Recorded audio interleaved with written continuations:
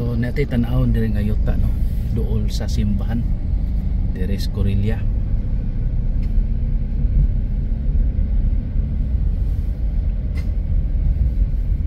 Karaan po rin nga simbahan sa Corillia de sa.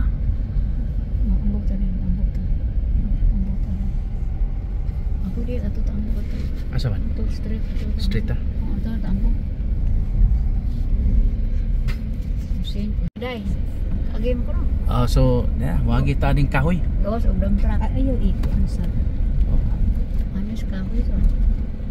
kahoy. Wala nga gianan ani. Naa man ato libot ah. Pero kanina man kunong inigo na, kanina kunong. So, mao na guys no. Katong giingon nga duol sa simbahan, kini ang simbahan sa Corillia, duol ra man diri. Malakaw ra gyud. So meaning kung ato ning paliton, the size is 1,900 square meters. So mao ni siya. Nya na mga lubi. There are coconut trees. Then napoy mahogany trees. So dako okay, peaceful. Nya 2,000 man. Nga 4 million man ikapin. Oh, pila may maigo na. Almost 4 million.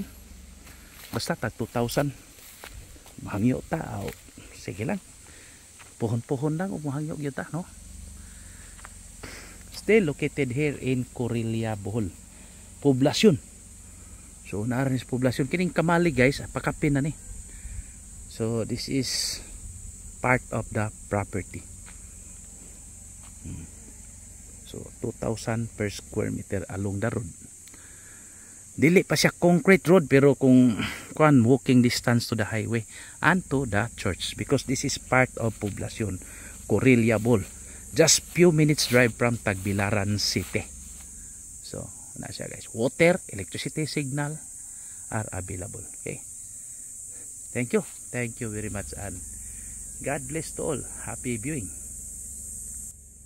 Bye.